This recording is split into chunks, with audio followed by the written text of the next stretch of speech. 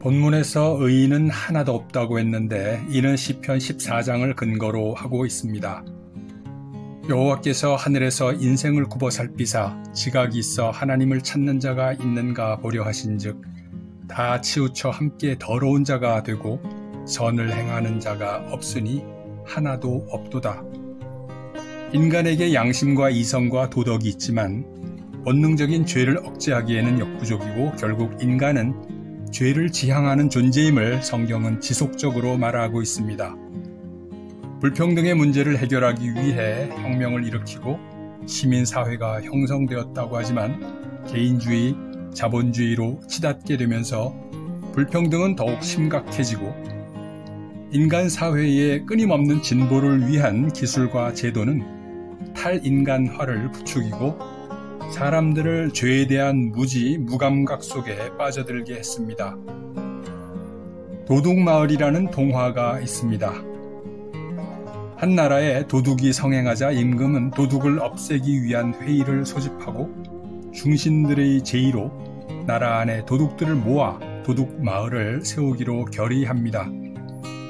자기들끼리 도둑질하다가 남는 게 없다 싶으니까 이웃 마을에 가서 다시 도둑질을 하게 되므로 정책이 실패로 돌아가자 이번에는 훈련된 도둑을 침투시킴으로 도둑마을을 초토화시키자는 정책을 제시합니다. 이를 시행함으로 어느 정도 실효성이 있어 보이는 듯 했으나 훈련된 도둑에 대한 처리 문제가 부상하게 되자 또다시 도둑마을을 세우면 되지 않느냐는 호언적 제의가 지지를 얻게 되고 임금과 중신들은 정말 좋은 방법을 찾았다고 자축하며 밤새 술을 마시는 걸로 이야기는 끝이 나는데요. 요약하자면 나라가 온통 도둑 잡는 데만 모든 힘을 쏟고 있지만 도둑을 없애는 것은 불가능하게 되었다는 이야기입니다.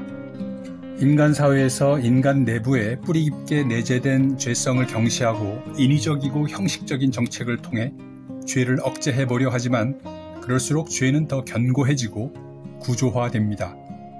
이런 구조 속에서 어떤 양심이나 휴머니스트라도 죄인으로 살 수밖에 없다는 것도 쉽게 유추할 수 있습니다. 그래서 어떤 성직자는 이렇게 말합니다. 창녀나 거짓말쟁이, 살인자 같은 사람들은 갱도의 제일 밑바닥에 서 있고 경건하게 살아온 당신은 높은 산의 꼭대기에 서 있을지 모르지만 당신이나 그들이나 별의 손이 닿을 수 없기는 마찬가지입니다. 바울은 인간의 허다한 죄 중에 말로 짓는 죄를 비중 있게 다루고 있습니다. 말에는 마음속에 품고 있는 말과 드러내는 말이 있습니다. 품고 있는 말이란 생각인데 그 인격과 분리시킬 수 없습니다. 본문에 기록된 목구멍, 혀, 입술, 입의 죄는 모두 품고 있는 내면적인 말의 죄를 의미합니다. 그런가 하면 말의 헬라어는 로고스인데 이 말은 헬라 철학자들 사이에서 온 우주와 모든 인류 안에 깊숙이 내재된 이성적 원리라는 뜻으로 통용되었습니다.